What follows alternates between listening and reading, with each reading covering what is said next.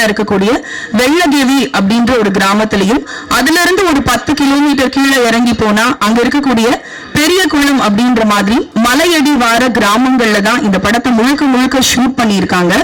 நீங்க மேக்கிங் வீடியோலையும் பார்த்திருப்பீங்க. ஷூட்டிங்க்கு தேவையான பொருட்களை அங்க கொண்டு போறதுக்கு எந்த விதமான சாலை வசதியும் கிடையாது அவங்களுக்கு.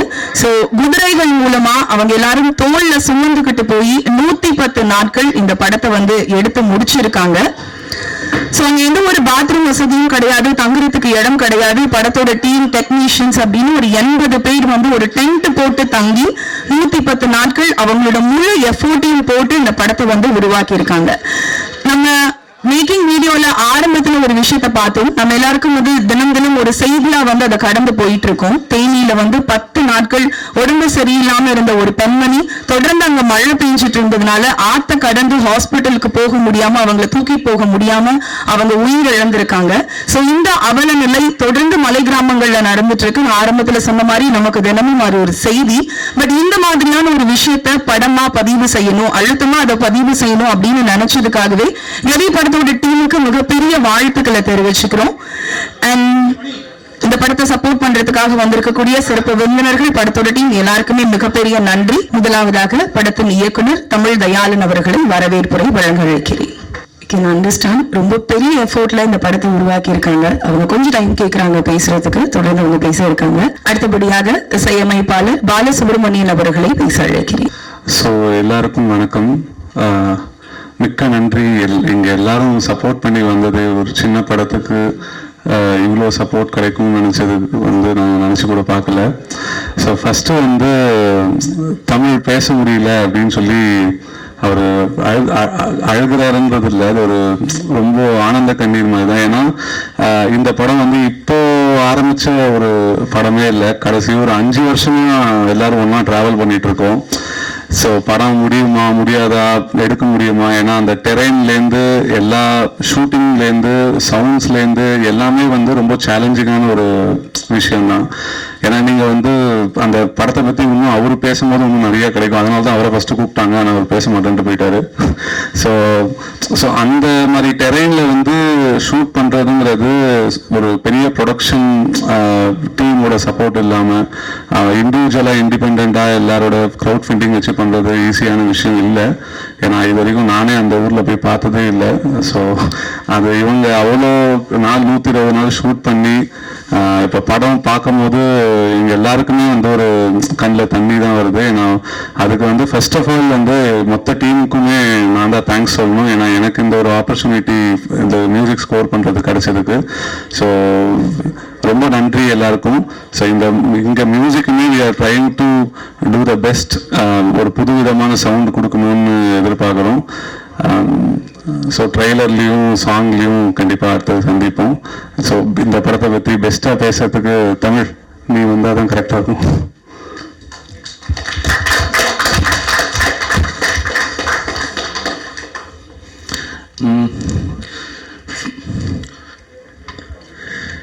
ஃபஸ்ட்டு என்னோட டீமுக்கு ஃபஸ்ட் நான் தேங்க்ஸ் பண்ணிக்கிறேன். கிட்டத்தட்ட ஒரு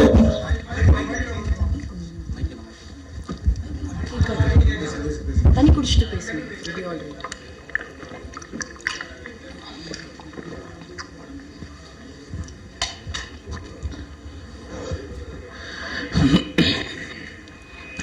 கிட்டத்தட்ட ஒரு இதோட பயணம் ஒரு 4 வருஷம்.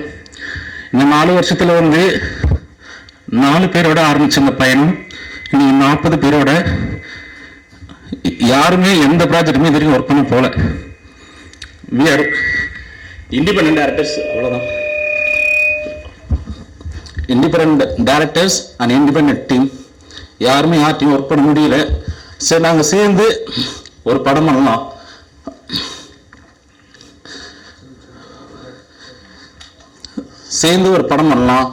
அப்படின்னு சொல்லிட்டு ஆரம்பிச்சு இன்னைக்கு இந்த படம் நல்லபடியாக முடிஞ்சிருக்கு. இதோட பயணத்தை சிம்பிளா சொல்லிட முடியாது. காரணம் என்னன்னா, கெவி எங்களுக்கு கிடைச்ச ஒரு வரம். இந்த படம் அதோடைய தன்மையிலிருந்து அந்த மக்கள் ஃபேஸ் பண்ற ஒவ்வொரு பிரச்சனையும் உண்மைத்தன்மையாகவும் அழுத்தமாகவும் மக்களுக்கான படமா இதை முடிஞ்ச அளவுக்கு உருவாக்கி இருக்கும். ஒவ்வொரு டைமும் அந்த மக்கள் வந்து ஃபேஸ் பண்ற பிரச்சனை வந்து ஒரு 110 days அங்க நாங்கள் ஷூட் பண்ணியிருக்கோம். இந்த 110 days-ம் அந்த மக்கள் சுமக்கிற சுமையை அந்த குதிரை சுமந்துட்டு போது, அந்த குதிரை சுமக்கிற சுமையும் அந்த மக்கள் சுமக்கிற சுமையும் சொல்லி மாளாது. சின்ன அரிசி பருப்பு வாங்கினா கூட அந்த மக்கள் வந்து இந்த பாதியில நடந்து போய் டவுனுக்கு போய் தான் அந்த அரிசி பருப்பு வாங்கிட்டு வரணும். சொல்ல போனா அந்த மலை கிராமத்துல ரோடு வசதி இல்லாம 5 ஊர் இருக்கு. 5 ஊருக்குமே டிஸ்டன்ஸ் வந்து 10 கிலோமீட்டர். ஒரே ஒரு ஒத்தடி பாடம் மட்டும்தான். அங்க வந்து டாய்லெட் கிடையாது, மெடிக்கல் ஸ்பெசிலிட்டி கிடையாது. ஈவன் இந்த ரேஷன் வாங்கினா கூட ஒரு திருவிழா மாதிரி ரேஷன் வாங்கினா அந்த பாதையில ஒட்டுமொத்த ஊரும் ஒரு 40 பேர் 50 பேர் அந்த சாக்கு பையை தூக்கிட்டு ஒரு அடிமைகள் போவாங்க பாத்தீங்களா, ஒரு அடிமைகள் ஒரு ஸ்லேவ் எப்படி வந்து இருப்பாங்களோ அந்த மாதிரி ஃபீல்ல வந்து அவங்கள பார்க்கும்போது நமக்கு அவ்வளவு கஷ்டமா இருக்கும். அந்த 40 பேரும் அந்த ரேஷனை வாங்குறதுக்கு நடந்து போய் கொடைக்கானல் டவுன்ல வாங்கிட்டு வந்துட்டு இருக்காங்க. ரேஷன் கடை கூட அங்க கிடையாது. இந்த மாதிரி சினாரியோல வந்து அந்த மக்கள் நாங்க இருக்கும்போது வந்து மிட் நைட் ஷூட்டிங் போயிட்டு இருக்கு.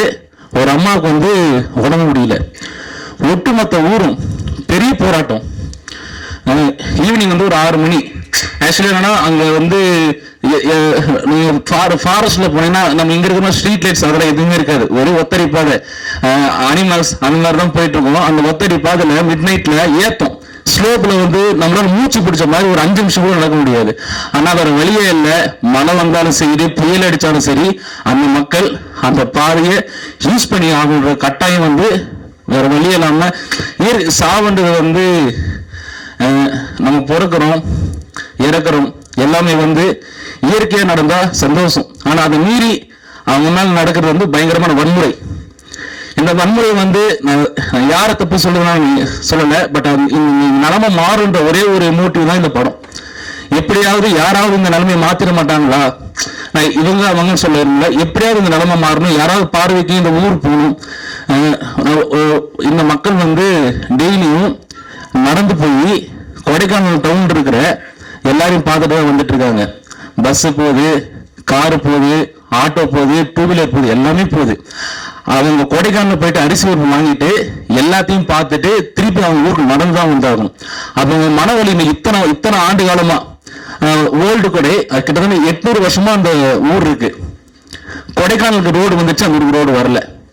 ஆனா கொடைக்கானல் ஹிஸ்டரி எடுத்து பார்த்தீங்கன்னா அந்த ஊர் தான் கொடைக்கானலுடைய ஆர்ஜினே. அதுதான் அந்த ஊர் தான் கொடைக்கானலுடைய ஆர்ஜின். ஆனா கொடைக்கானல் டூரிசம்ன்றதுனால கொடைக்கானலுக்கு ரோடு வந்துருச்சு, அந்த இடத்துக்கு வந்து ரோடு வரல. அவங்க அந்த மக்கள்கிட்ட நாங்கள் டிஸ்கஸ் பண்ணும்போது அவங்களுடைய ஒரு கேள்வி என்னவா இருக்கு அப்படின்னா, இன்னைக்கும் வந்து அவங்க வந்து வயசானவங்க எல்லாமே வந்து அழுகுறாங்க. எப்படியாவது வந்து எங்க நிலைமை மாறிடாதா, என்னுடைய பேரை என் பேத்தி. இப்ப நீங்க டோலி பார்த்துருப்பீங்க, அவங்க சொல்ற ஒரே ஒரு விஷயம் தான். அவங்க தாத்தா சுமந்து, அவங்க அப்பா சுமந்து, இன்னைக்கு இவங்க சுமந்து, நாளைக்கு வேற யாரோ சுமந்து தோள்பட்டெல்லாம் உங்களுக்கு காப்பு. நீங்க அவங்க எல்லாருடைய தோள்பட்டையும் பாத்தீங்கன்னா அந்த மூங்கில் கம்பு இருக்கு பாத்தீங்களா, நீங்க டோலி பார்த்துருப்பீங்க. அந்த மூங்கில் கம்பு வந்து இந்த இடத்துல பாத்தீங்கன்னா வயசானவங்க எல்லாருமே காப்பு காய்ச்சி போயிருக்கும். அவ்வளவு கொடுமையா தான் இன்னைக்கு வந்து அவங்க இருக்காங்க. அந்த அந்த அந்த அந்த தோள்பட்டையை பார்க்கும்போது அழுவாங்க. ஆக்சுவலி என்னைக்கு இது மாறும், திடீர்னு வந்து ஒரு தோட்டத்தில் இருப்பாங்க, இல்லை இது மாதிரி ஆயிடுச்சுரா சீக்கிரம் வாங்கினா ஊர்ல இருக்கிற எல்லாமே தனி தோட்டம், அவங்க போன் டவர் கூட கிடைக்காது. நீங்க ரீச் பண்ணா கூட இப்ப சொந்தக்காரர் ஒருத்தர் தோட்டம் எப்படி இருக்குன்னா இதான் ஊரு, தோட்டத்துக்கே அவங்க மலைக்குள்ள வந்து 2 கிலோமீட்டர் 3 கிலோமீட்டர் தள்ளி போனவங்க. இன்கேஸ் அப்புறம் தோட்டத்தில் இருக்கிறவங்க ஏதாவது ஆச்சு அப்படின்னா அந்த இன்ஃபர்மேஷன் ஊர்ல இருக்கிற ஒவ்வொரு தோட்டத்திலும் போயிட்டு நடந்து போயோ ஓடி போயோ சொல்லி எல்லாரும் வந்து அசம்பிள் ஆகி, மூங்கில் வந்து ஊர்ல கிடையாது, மூங்கில் வெட்டத்துக்கு 3 கிலோமீட்டர் போகணும். அந்த அவங்க சுமந்திருக்கிற அந்த மூங்கில வெட்டத்துக்கு காட்டுக்குள்ள வந்து 3 கிலோமீட்டர் போயிட்டு அந்த மூங்கில வெட்டிட்டு வர ரெடிமேடெல்லாம் வச்சுக்க முடியாதுங்க. மூங்கில் காஞ்சி போயிடும், நிறைய விஷயங்கள் இருக்கு. எப்பயுமே மூங்கிலுடைய ப்ராசஸ் என்ன அப்படின்னா, ஒரு மூங்கில கட்டுறாங்க அப்படின்னா பச்சை மூங்கில், 9 கண்ணு வச்சு வெட்டுவாங்க. ஏன் அந்த 9 கண்ணு அப்படின்னா, நம்மளுடைய 5 feet 6 feet நம்முடைய ஹியூமனுடைய பாடி 5 feet 6 feet அந்த மாதிரி இருந்துச்சு அப்படின்னா, அந்த லென்த்துக்கு அவங்கள கட்டிட்டு லாஸ்ட் 2 கண்ணும் கடைசி 2 கண்ணும் வந்து ஆளுங்க சுமந்துப்பாங்க. ஒட்டுமொத்த ஊர் அவங்கள தூக்கிட்டு போகும். ஊர் கூடி தேர்ந்தெடுப்பாங்க சொல்லுவாங்க பார்த்தீங்களா. ஆனா இந்த குடும்பம் வந்து இந்த மாதிரி ஒரு சினாரில வந்து வரக்கூடாது. அவ்வளவு கஷ்டமா இவ்வளவுக்கு மனசு நொந்து போயிட்டு எல்லாம் ஊரை விட்டு போறதுக்கு வந்து நிறைய பேர் அவங்க சொல்லுங்க, நீங்க வந்து இங்க ஏன் இருக்கீங்க, கிளம்பி மேல வர வேண்டியதானே. அந்த ஒரே ஒரு கேள்வி என்னதான் எனக்கு ஒரே ஒரு இது என்னன்னா, எதுக்கு அவங்க வரணும்? இப்போ அவங்க ஊருக்கு வந்து ஒரு கேஸ் சிலிண்டர் போகுது. என் கேள்வி அதுதான். அவங்க ஊருக்கு வந்து ஒரு கேஸ் சிலிண்டர் போகுது. ஒரு கேஸ் பில்லை வச்சு என்னால வந்து ஒரு அட்ரஸ் ப்ரூஃப் வாங்க முடியும். என்னால வந்து பேங்க்ல வந்து ஈஸியா என்னால பேங்க் அக்கௌண்ட் ஓபன் பண்ண முடியும். அவங்களுக்கு தேவையான எல்லாமே வந்து அவங்க தேடி போதுன்னு சொல்ல வரல. ஒரு கேஸ் போகுது அவங்க ஊருக்கு. அந்த இன்னொரு விஷயம் என்னன்னா, அந்த கேஸ் ஒரு வீட்டுக்கு எடுக்கணும்னா அந்த இந்தியன் கேஸோ இருக்கிற மற்ற கேஸ் கம்பெனி எதுவா இருந்தாலுமே ஃபர்ஸ்ட் போய் வெரிஃபை பண்ணுவாங்க. எப்பயுமே நீங்க கேஸ் எடுத்தீங்கன்னா உங்க வீட்டுல வெரிஃபை பண்ணுவாங்க. அந்த மாதிரி ஒரு 2 பேரு கேஸ்ல இருந்து அந்த பாதையில நடந்து போய் வெறிப்பை வேர்த்து விறுவிறுத்து உப்பு பூத்து அந்த ஆள் வரும்போது கேட்கறோம். ஒரு நாள் நாங்க வந்து ஷூட்டிங் முடிச்சு ஏறி வரோம்.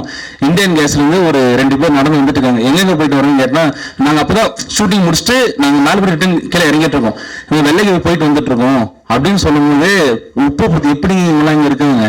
மனநலம் ஒரு பேசிக்கா இருக்கிற மக்களுடைய மனநலம் என்னவா இருக்கும்னா, ஒரு நாள் நடந்ததுக்கான அவங்களுடைய மன வலிமை, ஒரு நாள் நடந்ததுக்கு அவங்க சொல்ற ஒரு ஸ்டேட்மெண்ட், எப்படிங்க அந்த மக்கள் வந்து இங்க இருக்காங்கன்னு கேட்கிற அப்போ ஒவ்வொரு நாள் இதுதான் அவங்க வாழ்க்கைன்னு இருக்குல்ல.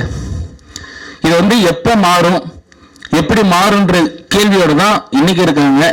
இந்த படம் வந்து எனக்கு அதோடைய பாதைய, இந்த படம் வந்து எல்லா வழியும் மறைச்சு அவங்க ஒரு பாதையை உருவாக்கி கொடுத்துச்சு அப்படின்னா அதை மட்டுமே மொத்த டீமுக்கும் போதும். தேங்க்யூ, நன்றி. அதிகாரமான திரு அமீர் அவர்களை அன்போடு அழைக்கிறேன்.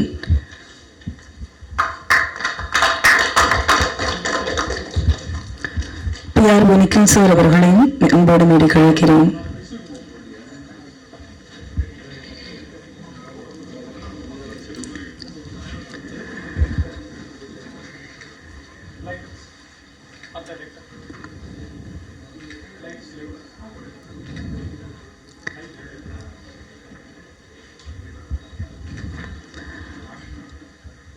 மலை கிராமங்கள்ல ஆம்புலன்ஸ் வசதி இல்லாம நோய்வாய்ப்பட்டவங்களை தோல்ல சுமந்துட்டு போனாங்க, டோலி கட்டி சுமந்துட்டு போனாங்க அப்படின்ற விஷயங்களை தினந்தோறும் நம்ம செய்திகள்ல பார்த்துட்டு இருக்கோம்.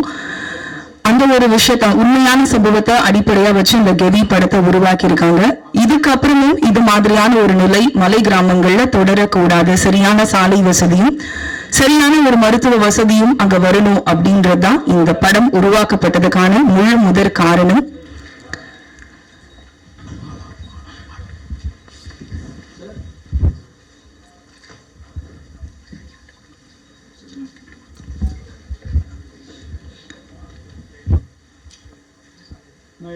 சொல்லுங்க.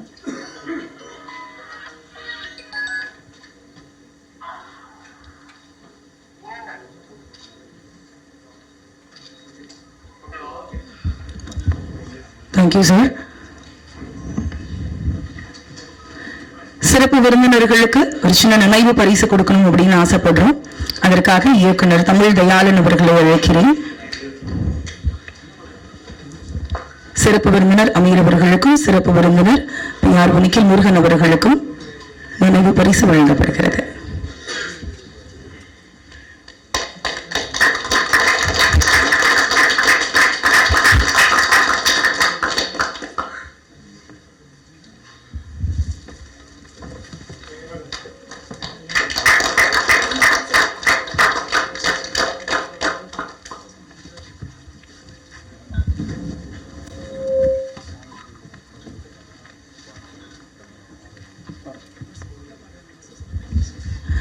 அடுத்தபடியாக அசோசியேட் டைரக்டர் ரைட்டர் கிருபாகரன் ஏசையா அவர்களை பேச அழைக்கிறேன்.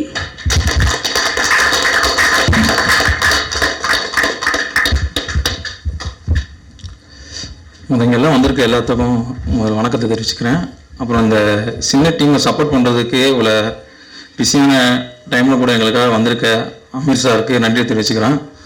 அப்புறம் இந்த விழா நல்லா சிறப்பித்து நடக்கிறதுக்கு ஒரு எடுத்து நடத்திட்டு இருக்கேன் எங்கள் அண்ணன் பிஆர்ஓ சான் சாருக்கு நன்றி தெரிவிச்சுக்கிறேன். மற்றும் இந்த ஊடகத்துறை வந்திருக்க நண்பர்கள் எல்லாத்துக்கும் நன்றி தெரிவிச்சுக்கிறேன்.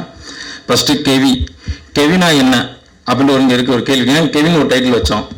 கெவின்றது என்னன்னா ஒரு பள்ளத்தாக்கு, அதோட மீனிங். அந்த இடம் என்னமா இடத்துல அமைஞ்சிருக்குன்னா கொடைக்கானல், நடுவில் கேவி, கீழே பெரிய குளம். கொடைக்கானல்லேருந்து ஒரு 10 கிலோமீட்டர் வந்தோம்னா கேவின்ற ஊருக்கு வந்துடலாம். அங்கேருந்து கீழே போனால் ஒரு 10 கிலோமீட்டர். இப்போ இந்த இடைப்பட்ட நடுவில் இருக்க ஊர் தான் இந்த கேவி. 2 இடத்துக்கும் போகிறதுக்கு ஒரு 10 கிலோமீட்டர், கீழே ஒரு 10 கிலோமீட்டர். அந்த இடம் இப்போ டேரக்டர் சொன்னார். எமோஷனலாக பேசுறதுக்கு காரணம் என்னன்னா, இந்த 4 வருஷம் 5 வருஷம்ன்றது உழைப்புன்றது ஒரு சாதனை. எல்லாமே கஷ்டப்பட்டு தான் படம் பண்ணுறோம், செய்கிறோம், எல்லாம் உண்மைதான். ஆனால் ஒருத்தவங்களோட கஷ்டத்தை கஷ்டப்பட்டு சொல்கிறேன்னு ஒரு விஷயம் இருக்குல்ல, அது நாங்கள் கிட்டத்தட்ட அந்த ஊருக்கு போயிட்டு 1 வருஷம் அந்த ஊரில் இருந்தோம். அந்த மக்களோட வாழ்க்கை என்னமா இருக்காங்க, அவங்களோட பிரச்சனை என்ன, அவங்க என்னமா அவங்களோட வாழ்வியல் என்னமா இருக்குது, எதை சார்ந்து இருக்குன்றதை தெரிஞ்சுக்கிறதுக்காக 1 இயர் அங்கே இருந்து அதை பார்த்து அங்கே என்ன விஷயங்கள்ன்றாங்க. நாங்கள் ஒரு கதை எடுத்துகிட்டு போனோம். அந்த கதை ஆக்சுவலாக அங்கே தேடி போன இடம் மலைக்கிராம நிறைய இடத்துல லொக்கேஷனுக்கு போனோம். நாங்கள் யதார்த்தமாக அந்த ஊருக்கு போகும்போது செய்யும்போது சம்பவம் அது உண்மையாக ஒரு சம்பவம் நடந்திருந்தது. அப்படி அந்த சம்பவம் நடந்துக்கும் போது அங்கே ஒரு கதைக்காலத்தை ரெடி பண்ணி செஞ்சு பார்க்கும்போது ரியலாக ஒரு விஷயம் நடந்துக்கும் போது இன்னும் எங்களுக்கு அந்த மக்களோட சப்போர்ட்டும் எங்களுக்கு பண்ணாங்க. நடிச்சவங்க யாரும் பெரிய ஆர்டிஸ்டா பெரிய ஹீரோக்கள் யாரோ பெருசாக இல்லை, இருக்கவங்க எல்லாமே வெளியே தெரியுமா அப்படின்னா ஒரு 4-5 பேர் தான் இருக்காங்க செய்கிறாங்க. அதை தாண்டி அந்த மக்கள் இந்த 4 வருஷம் அவங்களும் கூட கஷ்டப்பட்டு அவங்களுக்கு ஒரு விடிவாளம் பார்க்கணும், இது மூலயமா எங்களுக்கு வந்துடாதா அப்படின்ட்டு எல்லா சூழலுமே எங்க கூட இருந்து எல்லா விதத்திலும் எங்களை சப்போர்ட் பண்ணாங்க. அந்த ஊரை பற்றியான விஷயங்கள் நிறைய நீங்கள் கேள்விப்பட்டிருப்பீங்க, இதில் தெரியாமல் இருந்திருக்கும். அந்த ஊரை பற்றி தெரியும்னா அந்த ஊர் மக்களுக்கு அது ஒரு கஷ்டமான ஒரு இடம், அந்த மக்களோட வாழ்க்கைக்கான இந்த மாதிரி ஒரு இடம். ஆனால் வெளியேந்து போகிறவங்களுக்கு அது என்ன மாதிரி இருக்கும், ஒரு கொண்டாட்டம் நிறைஞ்ச ஒரு இடமா இருக்கும். ஒரு ட்ரக்கிங் வரவங்களுக்கோ இல்லை அங்கே சுற்றி பார்க்க வரவங்களுக்கோ அது இப்படி ஒரு ஊருக்கு ஒரு இயற்கை இவ்வளோ அழகு அப்படின்றவங்க. ஆனால் அங்கே இருக்க மக்களோட வாழ்க்கையை இருண்டு போன வாழ்க்கையில தான் அந்த இடம் அமைஞ்சிருக்குன்றது வெளியே வரவங்களுக்கு தெரியாது. நாங்களும் ஃபர்ஸ்ட் டைம் போகும்போது அப்படிதான் இருந்துச்சு, அழகான ஒரு இடமா இருக்கு செய்து. அங்கே உள்ள இறங்கி நாங்கள் போகும்போது அந்த கதைக்கெல்லாம் அந்த ஊர் மக்களோட பிரச்சனை எல்லாம் தெரியும் போது அது இன்னும் எங்களுக்கு பெயின்ஃபுல்லாக ஒரு விஷயம் அமையறதுக்கு ஒரு காரணமாக இருந்தது. அப்புறம் இந்த படத்தில் முக்கியமான ஒரு விஷயம் சொல்லணும்னா, இந்த படத்தில் ராசி சார் சொல்ல வேண்டியது இருக்குது. அவர் தான் மேற்கு தொடர்ச்சி மலை தேன் படத்தோட ரைட்டர். அவர் தான் இந்த கதையில் எங்கள் கூட 3 வருஷம் எங்கள் கூட ட்ராவல் பண்ணி செஞ்சு எல்லாம் இருந்தார். இப்போ போன வருஷம் காலமாயிட்டார். அவர் இறந்ததுக்கு அப்புறமா தேனி சார்ந்த மக்கள் அந்த ஸ்லாங்கு அந்த மாதிரி விஷயத்தை வச்சு பண்ணுறதுக்கு அதை எடுத்து போகிறதுக்கான ஒரு பொறுப்பு எனக்கு கிடைச்சி நான் அதில் அசோசியேட்டடாக ஒர்க் பண்ணுறேன். மீதி எடுத்து நான் பண்ணுறதுக்கான ஒரு வாய்ப்பு எனக்கு கிடைக்கும் செய்யும்போது எப்படி நம்ம ஹேண்டில் பண்ண போகிறோம், என்ன பண்ண போகிறோம் அப்படின்னும் போது நாங்கள் அங்கே போய் 1 இயர் 1 வருஷம் அங்கே இருந்தது எங்களுக்கு ஒரு முன்னுதாரணமாக இருந்துச்சு. ஒரு விஷயம் எங்களுக்கு இருந்தனால அதை நாங்கள் அந்த மக்களோட பல நாள் செஞ்சனால அவரோட இருந்தனால அந்த ஹேண்டில் பண்ணுறதுக்கு ஈஸியாக இருந்தது. அதே நேரத்தில் எங்கள் படத்தோட குழுவினருக்கு எல்லாத்துக்கும் நன்றி தெரிவிச்சுக்கிறேன். நன்றி, வணக்கம். அடுத்தபடியாக படத்தின் டிஓபி ஜெகன் ஜெயசூர்யா அவர்களை பேச அழைக்கிறேன்.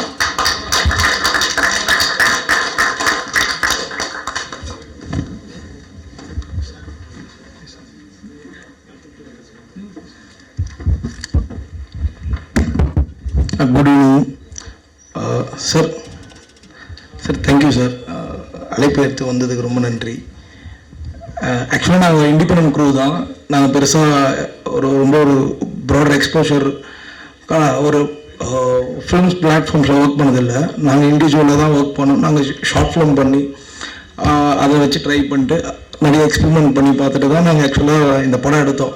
ஆக்சுவலாக இப்போது இந்த படத்தை பற்றி நிறைய பேச முடியாது, அது ரிலீஸ்க்கு அப்புறம் நம்ம பேசலாம். பட் சப்போர்ட் பண்ண வந்த அமீர் சாருக்கு ரொம்ப நன்றி, நிக்கில் முருகன் சாருக்கு ரொம்ப நன்றி, நம்ம பிஆர்ஓ அவருக்கு ரொம்ப நன்றி. அண்ட் இந்த படத்தோட இன்வெஸ்டர்ஸ் சிற்பி அண்ணா, கண்ணன் சார், வருணனா அவர் இங்கே இல்லை. அப்புறம் பெருமாள்னு ஒரு சார் அவர் சேலமில் இருக்கார். மிகப்பெரிய எக்கனாமிக் பேக்ரவுண்டில் இல்லாமல் ஒரு இடத்துல இருந்து ஒரு பெரிய ட்ரஸ்ட்டை ஹோல்ட் பண்ணி தான் நம்ம இந்த ஸ்பேஸ் கிடச்சிருக்கு. அதை கரெக்டாக யூட்டிலைஸ் பண்ணணும், அதை கரெக்டாக எடுத்துகிட்டு போகணும் அப்படின்றது தான் ஒரு தாட். இதால் நம்ம படம் பண்ணுறோம், ஃபில்ம் மேக்கிங் தான் ஒரு பேஷன். பட் அந்த படம் ஒரு சோஷியல் ஈக்குவல் பேலன்ஸ் இருந்தால் தான் பேஷனுக்கும் சொசைட்டிக்கும் ஒரு ப்ராப்பராக இருக்கணுன்ற ஒரு ரெஸ்பான்சிபிலிட்டி. அது லேர்ன் பண்ண இடம் நம்ம அமீர் சார் அவர்கிட்ட எனக்கு இந்த பருத்திவீரன் படம் ரொம்ப பிடிக்கும் சார். ஆக்சுவலாக நாங்கள் ராசி சார் இறந்துட்டாரு. திடீர்னு நான் இந்த படத்துக்கு ரெஃபரன்ஸே நான் மெட்ராஸில் தான் பிறந்து வளர்ந்து எல்லாமே, எனக்கு அந்த ஸ்லாங் தெரியாது. அதிகமாக நாங்கள் இந்த படத்தை எங்கள் படத்தில் ரெஃபரன்ஸ் எந்த சீன்கான ஒரு ரெஃபரன்ஸாக இருக்கட்டும், இது ஆக்சுவலாக ஒரு கோயின்சிடன்ஸ் தான் சார். நாங்கள் எக்ஸ்பெக்ட் பண்ணல, பட் இதை நீங்கள் வந்ததுக்காக சொல்லலை, இதை நாங்கள் எல்லாத்துலேயும் சொல்லிட்டு தான் இருப்போம். கணேஷ் சார் தெரியும்னா பிகினிங்ல இனிஷியலில் எங்களுக்கு ரொம்ப சப்போர்ட் பண்ணி இந்த படம் பண்ணலாம் அப்படின்னு ஃபர்ஸ்ட் ஓகே பண்ண ப்ரொடியூசர் வந்து கணேஷ் சார் தான். அதுக்கப்புறம் அவரோட ஒரு இஷ்யூஸ் எங்களுக்கு வந்து யாருமே டேட்ஸ் வந்து இந்த மாதிரி இடத்துக்கு தரலை. ஸோ அப்புறம் நம்ம வந்து எதுக்கு நம்ம வந்து ஒரு ட்ரபிள் ஆகணும், சரி ஓகே நம்மளோட டூ ஆர் டைன்ற அட்டம்ப்ட்ல வந்து தனியாக பண்ணலாம்னா நாங்கள் டீமும் வந்து பண்ணோம். So thank you sir. கணேஷ் சாருக்கும் ரொம்ப தேங்க்ஸ், அப்புறம் சார்லஸ்னாக்கு தேங்க்ஸ், ஜீவாக்காவுக்கு தேங்க்ஸ். அப்புறம் இந்த படம் நாங்கள் பண்ணதுக்கு வந்து ஒரு 2 பெரிய உமனோட ஒரு சப்போர்ட் இருந்ததுனால தான் எங்களால் இந்த படம் நாங்கள் நினச்ச மாதிரி அச்சீவ் பண்ண முடிஞ்சது. அவங்களோட டேட்ஸ் அண்ட் அவங்க கொஞ்சம் பிஸியாக இருந்தாலும் வர முடியல. பட் இவந்தோ அவங்களுக்கு வந்து ஷீலா ராஜ்குமார், அவங்களும் ஜாக்லின், அவங்களுக்கு வந்து ரொம்ப தேங்க்ஃபுல்லாக இருப்போம் டீமாக. ஆக்சுவலாக அவங்க வந்து இந்த குளிரில் நாங்கள் வந்து குல்லா ஸ்வெட்டர்லாம் போட்டு பண்ணிட்டோம். பட் அந்த தண்ணியில் கடும் குளிர்லையும் அந்த டோலியோட அந்த ஒரு நீங்கள் பார்த்துருப்பீங்க அந்த சின்ன மினியேச்சர், அதுக்குள்ளே தான் அவங்க ஃபுல்லாக ஒரு 20 days அந்த டோலி 15 to 20 days அந்த டோலி அது அதில் ரிக்கிங் இருக்கும், கேமரா அதுக்குள்ளே ஃபிக்ஸ் பண்ணியிருக்கோம். அந்த ஸ்ட்ரகிள் அவங்க அனுபவிச்சு பண்ணாங்க. பட் அவங்க இங்கே வர முடியல. இவங்க தேங்க்ஸ் ஃபார் டீம் எல்லாருக்கும். தேங்க்யூ. இன்வெஸ்ட்மெண்ட் மூலமா தயாரிக்கிறதுக்கு உறுதுணையா இருந்த தயாரிப்பாளர்கள் ஜெகசிற்பியும் மணிகண்டன் 2 பேருமே இங்க வந்திருக்காங்க. உங்க ஸ்டேஜ்ல பேசுறதுக்கு வேணாம் அப்படின்னு சொல்லிட்டாங்க. உங்களுக்கு இந்த தருணத்துல மீண்டும் ஒரு முறை நன்றியை தெரிவிச்சுக்கிறோம். அடுத்தபடியாக நடிகை ஜீவா அவர்களை பேச அழைக்கிறேன்.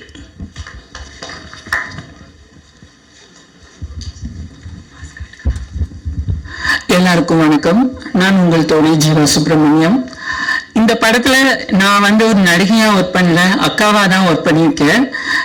என்ன சொல்றது, எனக்கு என் கூட பிறந்த தம்பிங்க கூட என்ன அக்கான்னு ரொம்ப எல்லாம் கூப்பிட்டதில்லை. சென்னைக்கு வந்து இங்க இருக்கிற தம்பிங்க தான் என்ன அக்கான்னு கூப்பிட்டு இருக்காங்க. அந்த விதத்துல இந்த டீம்ல இருக்கிறவங்க எல்லாருமே என் பேரு ஜீவா, ஆனா என் பேரு ஜீவாக்கான்னு மாத்திட்டாங்க. என்னை வந்து அக்கான்னு கூப்பிட்டு ஒரு மாசம் தம்பிங்களோட டிராவல் பண்ணியிருப்போம். எல்லாம் சேர்ந்து ரொம்ப சந்தோஷமா இருந்தது. என் தம்பி தமிழ், ஜெகன், ஆதவன், கிருபா, சாமி, சந்தோஷ், இந்த படத்துல சூப்பர் ஹீரோஸ் இவங்க எல்லாம். Direction team and camera team, art director அறிவு அங்க உட்கார்ந்துருக்காரு. அவங்க இந்த படத்துல ஒர்க் பண்ணாங்க. ஒவ்வொருத்தருமே சூப்பர் ஹீரோஸ். இந்த படத்துல அவங்க கூட சாப்பிடாம இருந்துட்டு நடிச்சவங்களுக்கு சாப்பாடு நிறைய டைம் வந்து சாப்பாடு அவங்களே செஞ்சுதான் கொடுக்க முடியும், மேலிருந்தெல்லாம் கொண்டு வர முடியாது. தண்ணியும் அங்க கிடையாது. தண்ணி வந்து பனி உருகி ஒரு டம்ல போய் விழுந்து அதை ஃபில்டர் பண்ணி பிடிச்சு கொண்டு வருவாங்க. சில சமயம் மேலிருந்து கேன்ல தூக்கிட்டு வருவாங்க. சிவான்னு ஒரு அண்ணா எங்களுக்கு அவங்க உறுதுணையா ஹெல்ப் பண்ணிட்டு இருந்தாங்க. அந்த அண்ணாவுக்கும் இந்த நேரத்துல நாங்க நன்றியை சொல்லிக்கிறோம். இந்த படத்துல ஒரு பாடல் கவி பேரரசு வைரமுத்து அவர்களும் தேனிசை தென்றல் தேவா சார் அவருங்க பாடியிருக்காங்க. ஸோ தம்பி பாலாவோட மியூசிக்ல சீக்கிரம் அந்த சாங் வந்து ரிலீஸ் பண்ணுவாங்க. இப்ப ரீசெண்டா நெட்ல வந்து அந்த சாங்கோட இதுதான் வைரல் ஆயிட்டு இருக்கு, பார்த்திருப்பீங்க. ஸோ எங்க படத்துல எல்லாம் சொன்னாங்க, இப்போ தமிழ் சினிமா வந்து மறுபடியும் பழைய ரூட்டுக்கு திரும்பி இருக்கு. நல்ல கதைகள் எப்படி இருந்தாலும் ஜெயிக்கும் அப்படின்ற ஒரு காலம் உருவாகி இருக்கு. அதுக்கு எடுத்துக்காட்டா இப்போ ஒரு 4-5 படங்கள் வந்து ரிலீஸ் ஆயிருக்கு. எல்லாமே சூப்பரா போயிட்டு இருக்கு. கதைகளுக்கு முக்கியத்துவம் உள்ள படங்கள். அந்த வரிசையில இந்த டைம்ல எங்க படத்தோட அறிவிப்பு வந்தது எனக்கு ரொம்ப சந்தோஷமா இருக்கு. இதையும் நீங்க தூக்கி கொண்டாடுவீங்கன்ற நம்பிக்கை எனக்கு ரொம்ப ரொம்ப இருக்கு. இந்த நேரத்துல எங்களுக்கு சப்போர்ட் பண்றதுக்காக வந்திருக்கிற நம்மளுடைய உயர் திரு அமீன் சார் அவர்களுக்கு ரொம்ப நன்றி. நம்ம கணேஷ் சார் அவர்களுக்கும் நன்றி. இங்க வந்திருக்க பண்பலை நேயர்கள் அண்ட் யூடியூப் சோசியல் மீடியா இருக்கிற அத்தனை நண்பர்களுக்கும் நன்றியை தெரிவிச்சுக்கிறேன். எங்க படத்துல ஒர்க் பண்ண அத்தனை பேருக்கும் என்னுடைய நன்றியை தெரிவிச்சுக்கிறேன். நன்றி, வணக்கம். ஜீவாக்கா பேசும்போது சொல்லியிருந்தாங்க, கவி பேரரசு வைரமுத்து அவர்கள் இந்த படத்துல ஒரு பாடல் எழுதியிருக்காங்க. தேனிசை தென்றல் தேவா அவர்கள் அந்த படத்துல அந்த பாடலை பாடி இருக்காங்க. சோ நம்ம மியூசிக் டைரக்டர் இந்த ஸ்டேஜ்ல அந்த பாடல்ல இருந்து ஒரு 4 வரிகள் எங்களுக்காக பாடணும் அப்படின்னு நாங்க எல்லாரும் ஆசைப்படுறோம். So please come sir.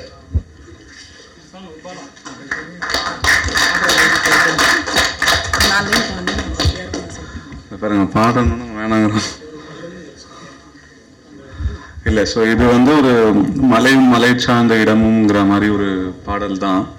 சரிண்ணா. ஸோ அதுக்கு வந்து எங்களுக்கு வைரமுத்து சாருக்கு தான் ஃபர்ஸ்ட் நாங்கள் தேங்க்ஸ் சொல்லணும். ஏன்னா எங்களுக்கு எப்படி போய் அவரை பேசுறது ரீச் பண்ணுறதுன்னு தெரியாத போது ஜான் சார் தான் போய் பேசி அவர் அந்த கதையை கேட்டு ட்ரெய்லர் பார்த்த உடனே நாங்கள் ஒரு கட் பண்ணதை பார்த்த உடனே அவர் வந்து கண்டிப்பாக நான் பண்ணுறேன்னு சொல்லி, ஏன்னா இப்போ இவ்வளோ சப்போர்ட் பண்ணி தேவா சாராக இருக்கட்டும், வைரமுத்து சாராக இருக்கட்டும், அவங்க சின்ன சின்ன படத்துக்கு சப்போர்ட் பண்ணுறதுனால மட்டும்தான் எங்களோட ஸ்டில் வந்து நாங்கள் இந்த படத்தை முன்னோக்கி கொண்டு போக முடியுது.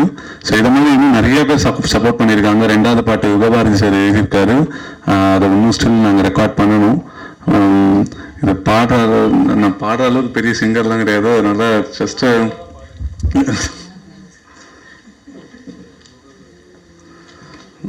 ஓகே.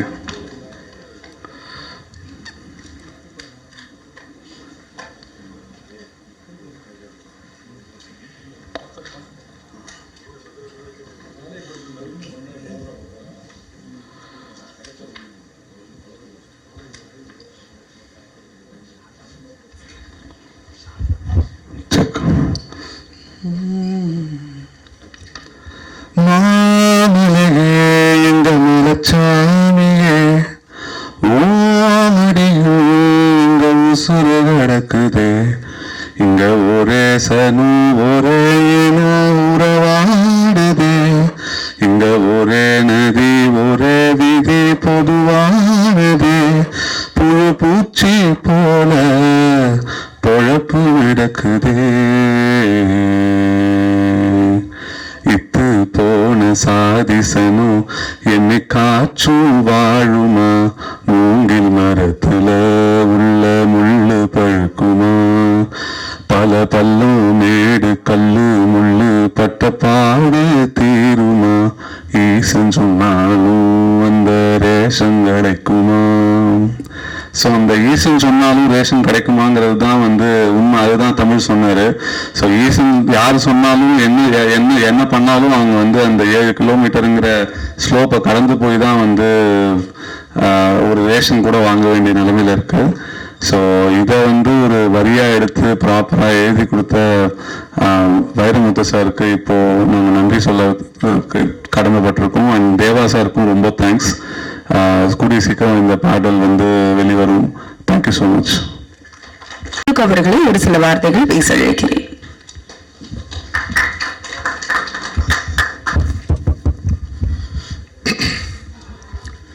இறைவனுக்கு நன்றி, இயற்கைக்கு நன்றி, இங்கே வருகை தந்திருக்கும் அனைவருக்கும் நன்றி. குறிப்பாக அமீர் சாருக்கு, நிக்கில் முருகன் சாருக்கு, மேடையில் அமர்ந்திருக்கும் அனைவருக்கும் மற்றும் ஊடக நண்பர்கள், YouTube channels and news channels எல்லாத்துக்குமே நன்றி. ஸோ ஆல்ரெடி நம்ம டீமில் வந்து ஆல்ரெடி நிறைய சொல்லியிருக்காங்க. மற்ற விஷயங்கள் வந்துட்டு படம் பார்த்து நீங்கள் தெரிஞ்சுக்கோங்க. கூடிய சீக்கிரத்தில் வந்துட்டு ஃபஸ்ட்டு சிங்கிள் ரிலீஸ் ஆகும் அண்ட் அதுக்கான அப்டேட்ஸ் வந்துட்டு நம்ம டீமில் இருந்து வரும். So thanks for all and thanks for coming. நன்றி. அவர்களை பேச அழைக்கிறேன்.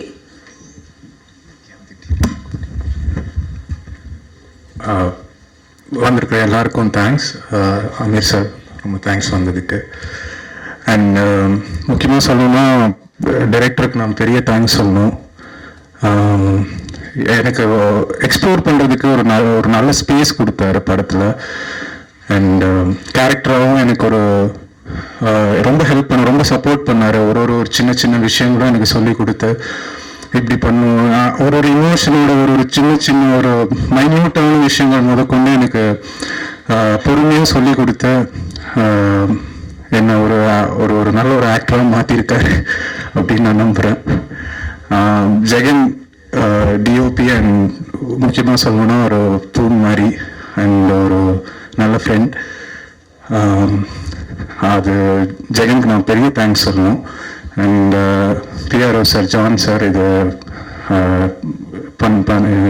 ஆர்கனைஸ் பண்ணதுக்கு.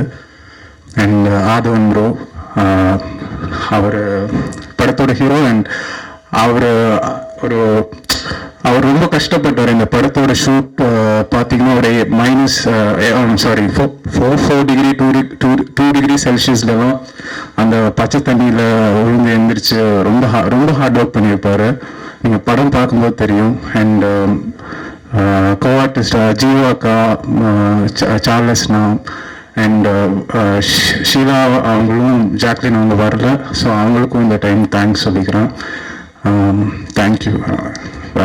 அண்ட் க்ரூ டெக்னீஷியன்ஸ் எல்லாருக்குமே, ஆர்ட் டிபார்ட்மெண்ட்லேருந்து வேலை செஞ்ச எல்லாருக்குமே தேங்க்ஸ் சொல்லிக்கிறேன். ஏன்னா ரொம்ப கஷ்டப்பட்டாங்க எல்லாருமே இந்த படத்தில்.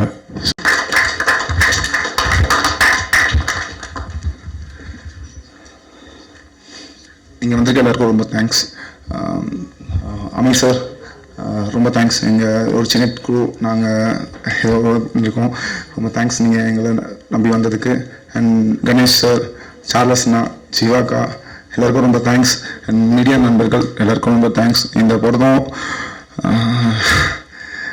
பேச கொஞ்சம் தயக்கமாக இருக்குது. ஃபஸ்ட்டு என்னோட முதல் மேடை. என்னோட வேலை சரியாக செஞ்சுருக்கேன்னு நினைக்கிறேன்.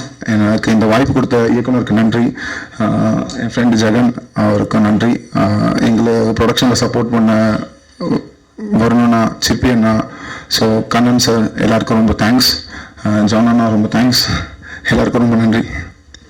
அடுத்தபடியாக தன்னோட ரியாலிஸ்டிக்கான ஆக்டிங் மூலமா தமிழ் சினிமா ரசிகர்களை திரும்பி பார்க்க வச்ச யதார்த்தமான நடிகர் சார்லஸ் வினோத் அவர்களை அன்போடு பேச அழைக்கிறேன்.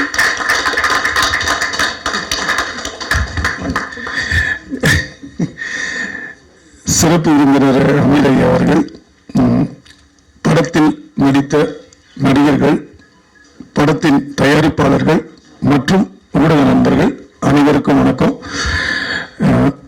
கெவினோட எனக்கு ஞாபகம் வர்றது பிரமிப்பு மட்டும்தான். பிரமிப்புனா இவர்களுடைய உழைப்பு, அதாவது இந்த டீமுடைய உழைப்பு தான் எனக்கு மிகப்பெரிய பிரமிப்பை உண்டாக்குச்சு. ஏன்னா அவங்க அதன் மேல கொண்டு வர நம்பிக்கை தான் எனக்கு இப்ப வரைக்கும் எனக்கு பெரிய ஆச்சரியத்தை கொடுத்துட்டே இருக்கு. அந்த நம்பிக்கையில தான் இந்த மொத்த படமும் டிராவல் ஆயிருக்கு. ஏன்னா அதனுடைய டெரெயின் எப்படின்னா, நான் முறை போனப்ப நான் அதான் சொன்னேன், அந்த 8 கிலோமீட்டர் அந்த வட்டக்கனால இருந்து கீழே இறங்கி போன அப்புறம் நான் சொன்னது, எத்தனை பேருக்கு ஞாபகம் இருக்குன்னு தெரியல உங்களுக்கு, இந்த ஹாஸ்பிட்டல்ஸ்ல எல்லாம் இப்போ இந்த ஹெல்த் செக்அப் பண்றாங்கல்ல, body full checkup, MRI, CT scan, அதெல்லாம் எதுவுமே தேவையில்லை. நீங்க அந்த 8 கிலோமீட்டர் நடந்து போனீங்கன்னா உங்க பாடி என்ன கண்டிஷன்ல இருக்குன்றது நீங்க உணரலாம். ஏன்னா அவ்வளவு கஷ்டமான டெரெயின். ஏன்னா இவங்க எல்லாம் சாதாரண ஒரு வாட்டியும், ஏன்னா அந்த ஊருக்கு ஒன்னே ஒண்ணுதான் பண்ணல இந்த டீம். அந்த ஊர்ல ரேஷன் கார்டும் ஆதார் கார்டு மட்டும்தான் எடுக்கலன்னு நினைக்கிறேன். மற்றபடி அங்கேயே தான் மொத்தமா செட்டில்டு எல்லாருமே. அதுதான் எனக்கு மிகப்பெரிய ஒரு, ஏன்னா நான் முதல் டைம் போனப்ப நான் டென்ட்ல தான் தங்கணும் வெளியில. அதான் டென்ட்னா கேம்பிங் டென்ட். அது எனக்கு எத்தனை சினிமா குரூ அப்படி நடக்குதுன்னு தெரியல. ஏன்னா எப்படினாலும் அதில் நடித்த கதாநாயகனா இருக்கட்டும் இல்ல கதாநாயகி எல்லாருமே அந்த கேம்பிங் டென்ட்ல தான் தங்குறாங்க. அதாவது கெவி அந்த ஊர் கேம்பிங் டென்ட்ல. ஸோ இதன் உழைப்பு, இந்த உழைப்புக்கு கண்டிப்பா ஒரு அங்கீகாரம் கிடைக்கும்னு நினைக்கிறேன். அதற்கு இங்கு வந்த அனைவருக்கும், அதாவது அமீரையா இதை நம்பி வந்திருக்காரு. இந்த மாதிரி ஒரு இதுல சின்ன டீம் பெரிய டீம் எல்லாம் எனக்கு அதுல நம்பிக்கை இல்லை. எனக்கு இது ஒரு டீம். இந்த டீம் ஒண்ணு பண்ணிருக்கு, ஒரு பெரும் உழைப்பு நம்பி மட்டும்தான் இது பண்ணிருக்காங்க. ஸோ இந்த உழைப்புக்கு எல்லாருடைய ஆதரவும் தேவை. இதுதான் துவக்க புள்ளி. இன்னும் நிறைய மேடைகள் இருக்கு. ஸோ படம் ரிலீஸ் ஆகிற வரைக்கும் ஸோ அதற்கு எல்லாருக்கும் உங்களுடைய ஒத்துழைப்பும் உங்களுடைய அன்பும் தேவைப்படுது. நன்றிங்க. Thank you sir. அடுத்தபடியாக தயாரிப்பாளரும் நடிகருமான கணேஷ் அவர்களை ஒரு சில வார்த்தைகள் பேச அழைக்கிறேன். எல்லோருக்கும் வணக்கம். பத்திரிகையாளர்களும் அமீர் சாருக்கு நான் ரொம்ப தேங்க்ஸ் சொல்கிறேன். ஏன்னா பசங்க என்கிட்ட சொன்னாங்க, சார் ஒரு 2 பேர் 2 டேரக்டர் யாராவது கூப்பிட்டு கொஞ்சம் இந்த இன்ட்ரோடியூஷன் பண்ண சொல்லுங்க. நான் 2 பேரும் ட்ரை பண்ணேன், பட் நான் அதை சொல்ல விரும்பலை. ஆனால் பட் நான் சாரை சொல்லணும் வந்துட்டேன்னு சொல்லும்போது ரொம்ப சந்தோஷம். என்னன்னா என்னை பொறுத்த வரைக்கும் எல்லா சின்ன படத்துக்கும் ஏதோ ஒரு சப்போர்ட் வேணும். அது அமீர் சார் நல்லா புரிஞ்சுருக்கிறதோட சொன்னோடனே வந்திருக்காங்க. ரொம்ப தேங்க்ஸ் சொல்கிறேன். பத்திரிகையாளர்கள் ஒன்றே நான் சொல்கிறேங்க, உண்மையாகவே இந்த படம் நான் ஆரம்பத்தில் நான் எதுவும் பேசக்கூட நினச்சேன். ஜெகன் சொல்லிட்டாப்ல இந்த உண்மையை. ஆக்சுவலாக இந்த படம் இனிஷியலாக நான் ஸ்டார்ட் பண்ணுறதுக்கு என்கிட்ட சொன்னாங்க, கதையாக சொன்னாங்க பசங்க. நான் அப்போ கேட்டேன், உங்களுக்கு என்னப்பா எக்ஸ்பீரியன்ஸ் இருக்குன்னு கேட்டேன். இல்லை சார் நான் யார்ட்டும் ஒர்க் பண்ணல சார். நாங்கள் சரி ஓகே யார்ட்டும் ஒர்க் பண்ணல, ஷார்ட் ஃபிலிம் தான் பண்ணிக்கலான்னு கேட்டேன். இல்லை சார் அதுவும் பண்ணலைன்றாங்க. அப்போ எப்படி படம் பண்ணுவீங்கப்பா அப்படின்னு கேட்டேன். இல்லை சார் பண்ணுவோம் நாங்கள். என்ன சொன்னாங்க, பணம் போடுறோம் நாங்கள். எப்படி நீங்கள் எப்படி பணம் போடுறீங்கன்னு தெரியும், நாங்கள் பணம் போட்டு படம் சரியாக வரலன்னா அப்படின்னு கேட்டேன். இல்லை சார் நாங்கள் ஒன்று பண்ணி காட்டுறோம் நாங்கள். என்ன பண்ணீங்கன்னு கேட்டேன். இல்லை சார் இந்த படத்தில் நான் சொன்னேன், அப்போ எனக்கு ஏதாவது ஒன்று இந்த படத்தில் ஏதாவது பண்ணி காட்டுங்க, எப்படி பண்ணுவீங்க, அதாவது அந்த கிராமத்தில் லைட்ஸ் கிடையாது, வண்டி எதுவுமே கொண்டு போக முடியாது, அப்படி இருட்டில் எப்படி இது படம் பண்ணுவீங்கன்னு கேட்டேன். அப்போ அவங்க என்ன பண்ணாங்கன்னா அந்த ஊர் கிராமத்து மக்களை வச்சு அந்த லாந்தர் விளக்கை செட் பண்ணி டார்ச் வச்சு எனக்கு ஒரு பைலட் ஃபிலிம் படம் காட்டினாங்க. எனக்கு அதுக்கப்புறம் கான்ஃபிடென்ட் ஆயிடுச்சு, ஓகே கண்டிப்பாக அந்த படம் பண்ணலான்னு சொல்லிட்டு நான் அந்த கிராமத்துக்கே போனேன். சரி இந்த கிராமத்தை போய் பார்த்துருவோம். உண்மையாக இன்னைக்கு கூட 8 கிலோமீட்டர் நடந்து போய் தான் மளிகை பொருள் வாங்குறாங்களா இல்லை ரேஷன் கடைக்கு போகிறாங்களா எனக்கு நம்பவே முடியல. இதில் இப்படி ஒரு கிராமம் இருக்கான்னு தெரிஞ்சுக்காவே அந்த கிராமத்துக்கு போயிட்டு நான் ஒரு நாள் நைட்டு 10 o'clock மேலே நடந்து போனோம். 10 o'clock அலோடு கிடையாது. அந்த இருட்டில் நடந்து போய் நைட்டு ஒரு 12-1 o'clock எல்லாம் ரீச் ஆகும். இறங்கி போகிறதுக்கு 2 hours ஆகுது, மேலே வர்றதுக்கு 4 hours ஆகும். மறுநாள் அங்கேயே 1 day ஸ்டே பண்ணி எல்லாத்தையும் தெரிஞ்சுக்கிட்டு தான் அந்த ப்ராஜெக்டை ஸ்டார்ட் பண்ணோம். பட் நான் ஒரு ஸ்டேஜுக்கு மேலே கண்டிப்பாக போன காரணம் உண்மை. இப்போ நான் ஆஸ் எ ப்ரொடியூசர் என்ன பண்ணிடுவேன், நாங்கள் படம் பண்ணிட்டோம், இல்லைப்பா இதில் ஏதாவது ஒரு தெரிஞ்ச ஃபேஸ் வச்சு பண்ணுங்க, கொஞ்சம் நல்லா இருக்கும் பிஸ்னஸ் பண்ணுறதுக்கு அப்படின்னு தான் நான் என்னோட பார்ட் ஆஃப் வியூவில் நான் அப்படி தான் திங்க் பண்ணேன். அது ஆஸ் எ ப்ரொடியூசர் நான் திங்க் பண்ணேன். பட் அவங்களோட பாயிண்ட் ஆஃப் வியூவில் ரொம்ப ஸ்கிரிப்டில் ஸ்ட்ராங்காக இருந்தால் எனக்கு ஸ்கிரிப்ட் ரொம்ப பிடிச்சிருந்தது. அப்போ என்ன பண்ணலாம், ஒரு ஸ்டேஜுக்கு அப்புறம் சரிப்பா ஏதாவது பிடிச்சி பண்ணுவோம். அப்புறம் ஜெகன் உண்மையாகவே இந்த படத்துக்கு ஜெகன் ஃபுல் சப்போர்ட் பண்ணியிருக்காரு தமிழுக்கு ஸோ அப்போ நான் சொன்னேன் என்னோட சப்போர்ட் கண்டிப்பாக இந்த படத்தில் பண்ணுவோம் அப்படின்னு சொன்னேன். இதுக்கப்புறம் பார்த்தீங்கன்னா ஒரு ஸ்டேஜுக்கு அப்புறம் எனக்கு அந்த ரொம்ப கான்ஃபிடன்ஸ் படல. ஏன்னா அந்த படத்தில் டைரக்டர் புதுசு, கேமராமேன் புதுசு, எடிட்டர் புதுசு, மியூசிக் பாலகன் புதுசு, எல்லாருமே புதுசு. ஆனால் எல்லாரும் இப்போ நான் சொல்லிட்டு இருக்கேன் இந்த படத்தில் எல்லாருமே புதுசு தான். ஆனால் கண்டென்ட் ரொம்ப ஸ்ட்ராங்காக மேக் பண்ணுவாங்க தெரிஞ்சு நான் ஸ்டார்ட் பண்ண படம் அது. அதில் எனக்கு ரொம்ப கான்ஃபிடென்ட் இருக்கு. என்னன்னா இந்த அளவுக்கு ஏன் எனக்கு தமிழ் எமோஷனாக பேசினாரு எனக்கு தெரியும் எனக்கு. ஏன்னா அது எப்போ சொல்றது, கோவிட் முடிஞ்சு அதுக்கப்புறம் ஸ்டார்ட் பண்ண ஒரு ப்ராஜெக்ட் அது. ஸோ அதுக்கு அந்த டைம் எடுத்தது. ஒரு ஸ்டேஜ் பார்த்தீங்கன்னா அந்த கிராமத்தில் ரோடு போட ஸ்டார்ட் பண்ணிட்டாங்க, அதனால தான் இம்மிடியேட்டாக பண்ணாங்க. ஆக்சுவலாக உண்மையாகவே வேற ஹீரோ நடிச்சிருந்தா கூட அந்த அளவுக்கு ஒத்துழைப்பு கொடுத்துருக்க மாட்டாங்க, ஏன்னா ரொம்ப ப்ராப்ளம் பேஸ் பண்ணியிருப்பாங்க. ஆதவன் நான் பார்த்தேன் ஆக்சுவலாக அந்த சீன்ஸ்லாம். பட் ஏன்னா இந்த மாதிரி ஒரு டெடிகேஷன் இருந்தாலும் அந்த படம் பண்ண முடியும், இல்லைனா பண்ண முடியும். ஏன்னா அவ்வளோ டிஃபிகல்ட்டாங்க. நான் பார்த்துருக்கேன் அங்கே போய் யாரும் தங்க முடியாது, டென்ட்டில் தான் தங்கணும், எப்படி தங்குவாங்க, அவ்வளோ இருக்கும், எதுவுமே கிடைக்காது, எந்த ஃபெசிலிட்டி கிடையாது. பட் இந்த மாதிரி படம் பண்ணணும் ஆசைப்பட்டு ஸ்டார்ட் பண்ண படம், நல்ல படம், உண்மையாகவே நல்லா வந்திருக்கு. ஆக்சுவலாக என்ன இப்போ ஆக்டர்னு சொல்கிறது எனக்கு மனசுல சிரிப்பு வருது. ஏன்னா நம்ம நடிக்கணும்னு நினச்சலாம் பண்ணவே இல்லை. ஆக்சுவலாக திடீர்னு இந்த பசங்க என்ன பண்ணாங்க, சார் இல்லை சார் நீங்கள் ஒரு கேரக்டர் பண்ணணும், நான் சொன்னப்பா நான் நடிக்கணும்னு இன்ட்ரெஸ்டே இல்லையே அப்படின்னு கேட்டேன். அப்புறம் தான் நான் எனக்கு ஒரு கேரக்டர் கொடுத்து ஃபஸ்ட்டு ஸ்டார்டிங் 20 minutes அந்த கேரக்டர் வரும். அப்போ நான் யோசிச்சு பார்த்தேன், என்னடா அது இந்த பசங்களுக்கு இவ்வளோ திறமை இருக்காங்க. எனக்கு அதான் நம்ம நடிக்கணுன்ற இன்டென்ஷன் எல்லாம் இல்லை நமக்கு. சும்மா ஏதோ ஒரு சீன் வந்தால் அப்படி பண்ண ஆசைப்படுவோம் எல்லாருமே. பட் அதை தாண்டி ஒரு 3 நாள் போர்ஷனில் கூட்டு போய் என்னை ஒரு முக்கியமான கேரக்டர் நடிக்க வச்சு அதை நல்லா பெர்ஃபார்மன்ஸ் பண்ணி நான் அந்த வீடியோவை எடுத்து எல்லா டேரக்டரையும் கேட்டேன். இங்கே உள்ள பெரிய பெரிய இயக்குனர்லாம் கேட்டேன், உண்மையாகவே இந்த பசங்க நல்லா நடிக்க வச்சுருக்காங்கன்னு சொல்லிட்டு இங்கே உள்ள முக்கியமாக எல்லா இயக்குனரும் கேட்டேன். எல்லாருமே எங்கே நல்லா பண்ணியிருக்கீங்க, நான் அப்போ தான் எனக்கு திருப்தி. ஓகே அப்போ நம்ம நடிக்கிறோமா அப்படின்றது. அப்போ உண்மையாக அந்த அவுட்புட் அந்த வாங்குற டேலண்ட் அந்த பசங்கிட்ட இருக்குன்றது தெரிஞ்சுக்கிட்டேன். இப்போ அவங்க என்னையே கேட்குறாங்க, சார் நீங்கள் வாங்க எந்த படம் நடிக்கணும், அப்போ ஆச்சரியப்பட்டேன். ஸோ ஒரு டைரக்டர் உண்மையாகவே என்னை பொறுத்த வரைக்கும் யாரை வேணாலும் அடிக்க வைக்க முடியும், அவங்க கிட்ட தான் அந்த கிரியேட்டிவிட்டி இருக்கு. அதனால அந்த டைரக்டர் இந்த கேரக்டர் தேவைன்னா அந்த கேரக்டரை இப்போ நிறைய படங்கள்ல எல்லாமே நியூ ஃபேஸஸ் நடிக்கிறாங்க, ஃபுல்லா கிராமத்து மக்கள் அடிக்க வைக்கிறாங்க. எப்படின்னா டைரக்டர் தான் பண்றாங்க. அதான் டைரக்டர் நினைச்சாங்கன்னா அந்த கிராமத்து மக்களாக இருந்தாலும் சரி எல்லாருமே அவங்களோட கிரியேட்டிவிட்டி கண்டிப்பாக கொண்டு வர முடியும். கண்டிப்பாக நான் சொல்கிறேன், இந்த படம் எனக்கு ரொம்ப ஒரு ஹார்ட்ஃபுல்லான படம் தான். கடைசி வரைக்கும் இந்த படத்தில் என்னோட ஃபுல் சப்போர்ட் இருக்கும். இது எல்லா சப்போர்ட்டுமே நான் கண்டிப்பாக பண்ணுவேன். எல்லாருமே இந்த ப்ரெஸ்ஸில் ஜஸ்ட் எல்லாருமே இந்த படத்துக்கு கொஞ்சம் சப்போர்ட் பண்ணுங்க. ஏன்னா உண்மையாக ரொம்ப நல்ல படம். ஏன்னா எல்லாருமே இந்த கிராமத்தோட கஷ்டத்தை காட்டி தான் எல்லாமே சொல்லி படம் எடுக்கும் அப்படிலாம் கிடையாது. அவ்வளோ லைவ்னஸ் இருந்ததுனால தான் நானே இதை இனிஷியலாக ஸ்டார்ட் பண்ணேன். ஸோ இந்த படம் ரொம்ப நல்ல ஒரு நம்பிக்கை இருக்கு. எல்லாரோட சப்போர்ட், மீடியாவோட சப்போர்ட் நல்லா வேணும். அமித் சார் ரொம்ப உங்களுக்கு திருப்பி நான் தேங்க்ஸ் சொல்றேன். எல்லாருமே ஆதவன் இது எல்லாருமே ஒரு டீம் தான். இந்த டீம் எப்படின்னா எல்லாருமே எல்லாத்தையும் ஜெனியூனா ஒர்க் பண்ணுவாங்க படத்துல. நான் இந்த ஜெனியூட்டி படத்துல பார்த்துருக்கேன். நான் 4 படம் பண்ணியிருக்கேன். ஆனா ஒர்க் பண்ண எல்லா டெக்னீஷியன் எல்லாரும் அவ்வளோ ஜெனியூ. படம் தான் பண்ண வந்திருக்கேன், வேற எதுவும் பண்ண வரல. என்னோட வேலை படம் பண்ணுறது மட்டும்தான் அப்படின்றத ரொம்ப ரியலிஸ்டிக்காக பண்ண டீம் தான் அது. ஸோ கண்டிப்பாக இந்த படம் ஒரு பெரிய இடத்துக்கு வரும்ன்ற ரொம்ப நம்பிக்கை இருக்குது. நான் கண்டிப்பாக இந்த சொசைட்டி அதை பற்றி பேசுவாங்க.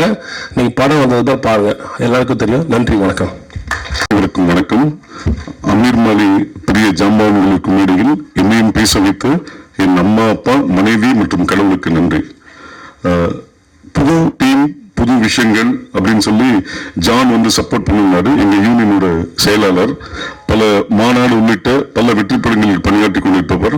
அவர் சொல்லும் போது அமீர் சார் வந்தா நல்லா இருக்கும் போது, ஆமா நிச்சயமாக புது டீமுக்கு புது விஷயங்களுக்கு குரல் கொடுப்பவர் அமீர், அதனால அமீரை கூப்பிடுவோம் அப்படின்னாங்க. அந்த மாதிரி இந்த படக்குழுவினர் ஜான், நான் உள்ளிட்ட யாரும் அவரை போனிலோ நேரிலோ அழைக்கவில்லை.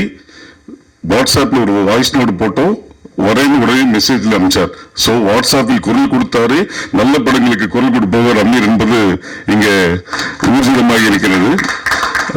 டிஓபி ஒரு விஷயம் சொன்னாரு, எங்க யாருக்குமே எக்ஸ்போஷர் இல்ல, அதனால வந்து நாங்க கஷ்டப்பட்டு தான் வந்தோம் அப்படின்னாங்க. உங்களுக்கு எக்ஸ்போஷர் இல்லாம இருக்கலாம், ஆனா நீங்க படத்தை விஷுவல் பார்க்கும்போது உங்களோட வச்ச ஷார்ட்டோட ஃப்ரேம் நல்ல எக்ஸ்போஷர் நல்லா இருந்ததுனாலதான் அது ரொம்ப பிரமிப்பாக இருந்தது. அப்போ இசையமைப்பாளர் சொன்னாரு, ஈசன் சொன்னாலும் ரேஷன் கிடைக்கல அப்படின்னாரு. நீங்க சொன்ன நேரம் இன்னைக்கு கிருஷ்ண ஜெயந்தி, ஒருவேளை கிருஷ்ணர் ரேஷன் கிடைக்க வைப்பாரான்றது நம்ம பார்ப்போம் இன்னைக்கு. அப்புறம் கணேஷ் சார் சொன்னாரு, இங்க நான் ஃபர்ஸ்ட் கதை கேட்டேன், இங்க யாருக்குமே எக்ஸ்பீரியன்ஸ் இல்ல, எப்படி எடுக்கிறதுன்னு சொன்னாரு. இதுல ஒரு விஷயம் வந்து எனக்கும் அது நடந்தது. நான் வந்து சீரியல்ஸ் மட்டும் பிஆர்ஓ பண்ணிட்டு இருக்கும் போது ஒரு பட வாய்ப்புக்காக போயிடும் போது ஒரு பெரிய ப்ரொடியூசரை சந்திச்சு வாய்ப்பு கேட்டும் போது ஒரு 20 நிமிஷம் பேசினாரு. பேசும்போது ஃபர்ஸ்ட் 1 மினிட்லயே அவர் எனக்கு வாய்ப்பு கொடுக்க மாட்டாருன்னு தெரிஞ்சிருச்சு.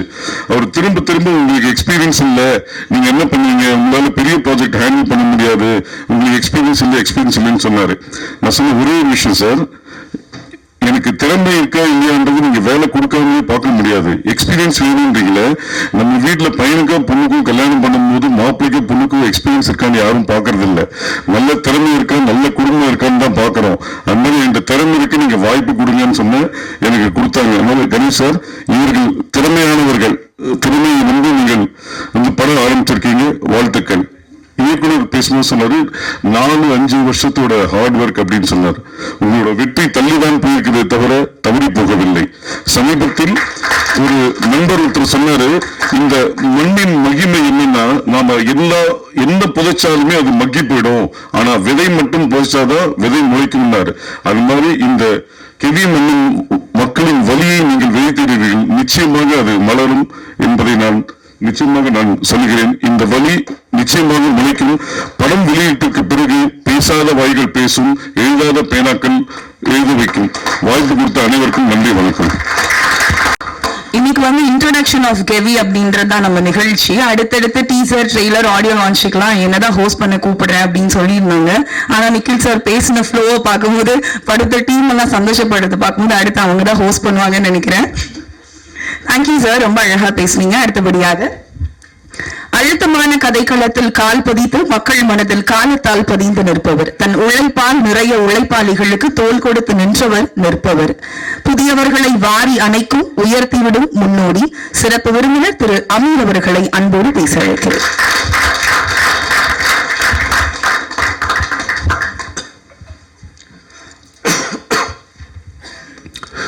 அரங்கத்தில் இருக்கும் அனைவருக்கும் இறைவன் புறத்திலிருந்து சாந்தியும் சமாதானம் உண்டாகட்டும்.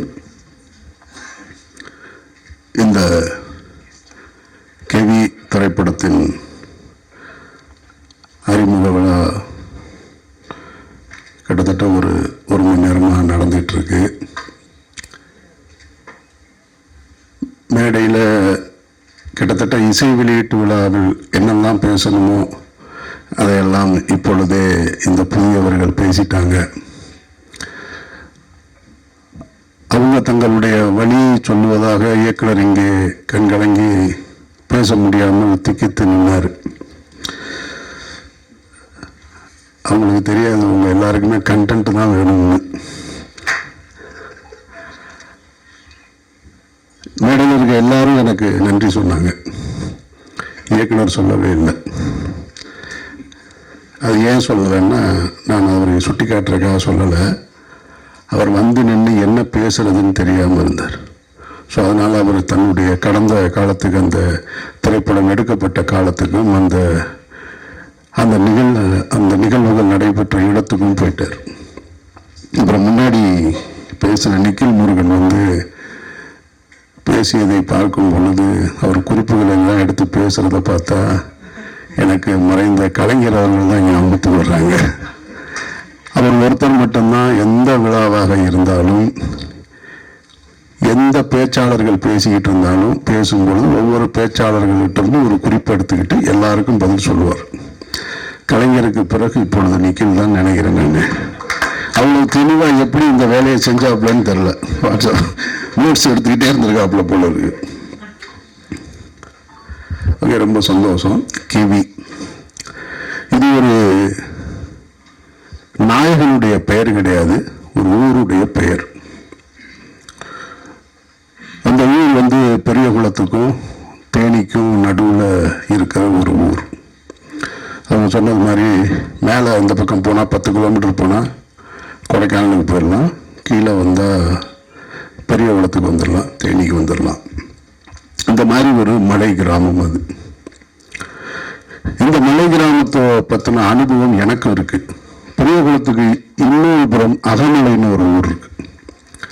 அந்த ஊரில் குண்டஞ்சை எஸ்டேட்னு ஒரு எஸ்டேட், அதுக்கு நான் போயிருக்கேன் என்னுடைய பள்ளிக்கூட காலகட்டத்தில். கிட்டத்தட்ட அது இப்படி போகும், மேலே குதிரையில் தான் போகணும். அதில் ஒரு கிட்டத்தட்ட 2 மணி நேரம்.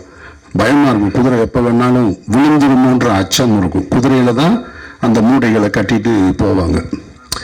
கேவியில் கூட இப்படி இருந்தது பாதை, அது ஃபுல்லாக இப்படி இருக்கும், பாறையாக இருக்கும், நடப்பாதை கூட இருக்காது. அந்த அனுபவம் எனக்கு இருக்குது. அதோட புகைப்படங்கள்லாம் நான் வச்சுருக்கேன். நான் இப்போ எப்படி இருக்குன்னு தெரில. அது மாதிரியான ஒரு மலை கிராமத்தை பற்றி தான் இவங்க அந்த மலை கிராமத்தில் மருத்துவமனைக்கு வருவதாக இருக்கட்டும் அல்லது பள்ளிக்கூடங்களுக்கு வருவதாக இருக்கட்டும், இந்த மாதிரி சாலை வசதி இல்லை. அப்போ ஒரு பெண் கர்ப்பம் அடைஞ்சிட்டா, கர்ப்பிணி ஆயிருக்காங்க, அவங்க வந்து மருத்துவமனைக்கு போகணும். அந்த பிரசவ நேரத்துக்கு மருத்துவமனைக்கு போகணும்னா அந்த வழி சொல்லுவாங்க. வீட்டில் அனுபவஸ்தர்களுக்கு தெரியும். அந்த தண்ணீர் குடம் உடைஞ்சிடும் அப்படின்னு சொல்லுவாங்க. அந்த தண்ணீர் குடம் உடைஞ்சு அங்கேருந்து ஒரு 2 மணி நேரத்துக்குள்ள மருத்துவமனைக்கு போயிடணும். அதுதான் அந்த தாயையும் சேயையும் குழந்தையை காப்பாற்ற முடியும். ஆனால் இந்த கிவி கிராமத்திலிருந்து, வெள்ளக்கிவி கிராமத்திலிருந்து மருத்துவமனைக்கு, அரசு மருத்துவமனைக்கு வருவதாக இருந்தால் 7 மணி நேரம் ஆகும். இது பகல்லையே இந்த கஷ்டம். இரவு நேரத்தில் அப்படி ஒரு வழி வந்துருச்சுன்னா என்ன செய்யறது அப்படின்னா, அது உயிரை பணைய வைக்கிற வேலை தான். அப்படி ஒரு இரவு நேரத்தில் நடந்திருக்கக்கூடிய ஒரு சம்பவத்தை தான் அவங்க படமாக்கி இருக்கிறதா சொல்கிறாங்க. இப்போ அந்த ஊர்லேயே, இப்போ இவங்க எந்த ஊர் படமாக்கினாங்களோ அந்த ஊரில் கடந்த வாரம் ஒரு பெண் உடல்நிலை பாதிக்கப்பட்டு டோலியில் கொண்டு போகும்போது தாமதமாகி இறந்துட்டாங்க. இதுதான் இன்றைய நிலைமை. இதில் நம்ம கவனிக்க வேண்டியது என்னென்னா, இந்த மாதிரியான சாலை வசதிகள் இல்லாமல் நிறைய கிராமங்கள் இருக்குது, மலை கிராமங்கள் இருக்குது. இன்னும் ஆற்றை கடந்து கயிற்று பாலத்தை தொங்கிக்கிட்டு பள்ளிக்கூடத்துக்கு போகக்கூடிய மாணவ மாணவிகள் இருக்காங்க. ஆற்றை கடந்து போகக்கூடிய ஒற்றை பள்ளிக்கூடம் இருக்கு. இதெல்லாம் இருந்துகிட்டே தான் இருக்கு. அப்போ சுதந்திரம் பெற்று இவ்வளவு காலம் ஆகியும் நாம் இன்னும் இது போன்ற விஷயங்களில் நம்ம மேன்மை அடையலை அப்படின்றது ஒரு வருத்தத்துக்குரிய செய்தி தான். அதை யாரும் மறுக்க முடியாது. அப்போ இங்கே நம்ம கவனிக்க வேண்டியது என்னவாக இருக்குன்னா, ஃபார்முலா ரேஸ் காற்பந்தயம் நடத்துகிற அளவுக்கு நம்ம நாடு முன்னேறி இருக்கு.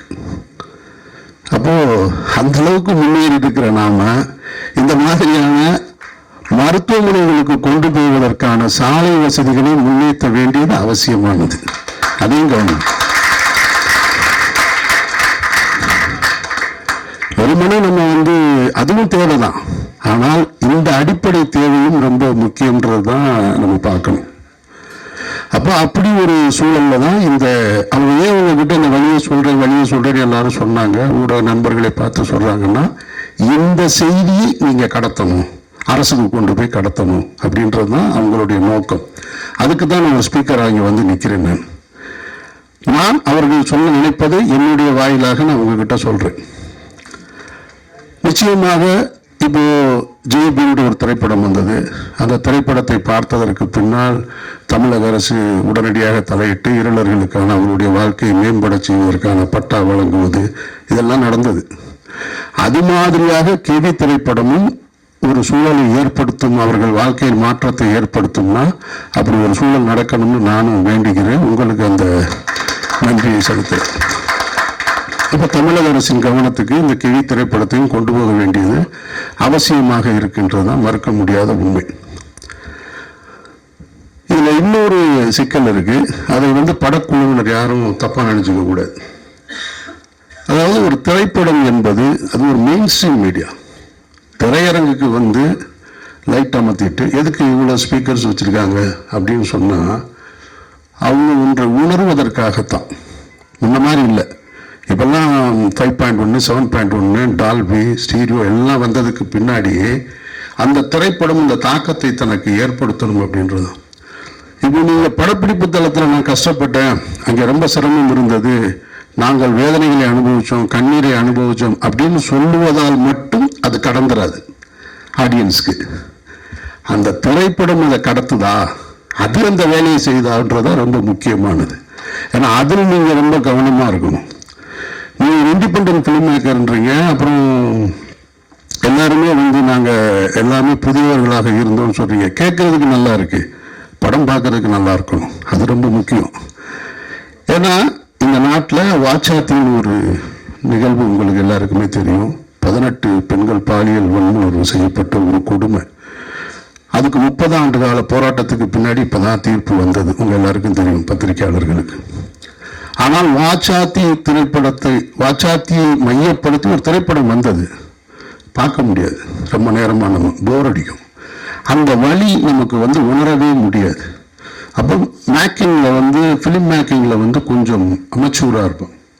அப்போ அது போன்று இருந்து விடக்கூடாதுன்றதுல ரொம்ப கவனமாக இருக்கணும் நீங்கள். இதை ஏன் நான் உங்ககிட்ட இந்த இடத்துல சொல்கிறேன்னா, திரையரங்குக்கு வந்ததுக்கப்புறம் நீங்கள் அதை பற்றி பேசி பிரயோஜனமே கிடையாது. உங்களுடைய திரைப்படத்தினுடைய ஒரு காட்சியை, ஒரு முன்னோட்டத்தை எனக்கு அனுப்பிச்சிருந்தீங்க.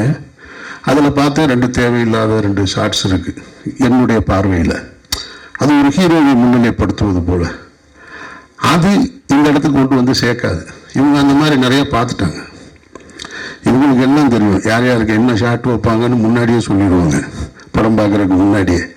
அதனால் அதையெல்லாம் தவிர்த்துட்டு நீங்கள் படம் முடிகிறதுக்குள்ள, படம் காப்பிரைட்டாக ரிலீஸ் பண்ணுறதுக்குள்ள ஒரு தடவை இப்போ என்னை இந்த விழாவுக்கு அழைத்தது போல் உங்கள் பிஆர் மூலமாக இன்னும் சில நல்ல இயக்குநர்கள் இருக்காங்க, அவர்களை அழைச்சி படத்தை போட்டு காமிச்சு, சார் இதில் எந்தெந்த இடம் வீக்காக இருக்குது, இல்லை எதை எப்படியாவது என்ஹான்ஸ் பண்ண முடியுமா, தேவையில்லாத காட்சிகள் எது ரிப்பீட் மோடில் இருக்குது, இதெல்லாம் பார்த்து கொண்டு போய் சேர்க்க வேண்டியது உங்கள் பொறுப்பு.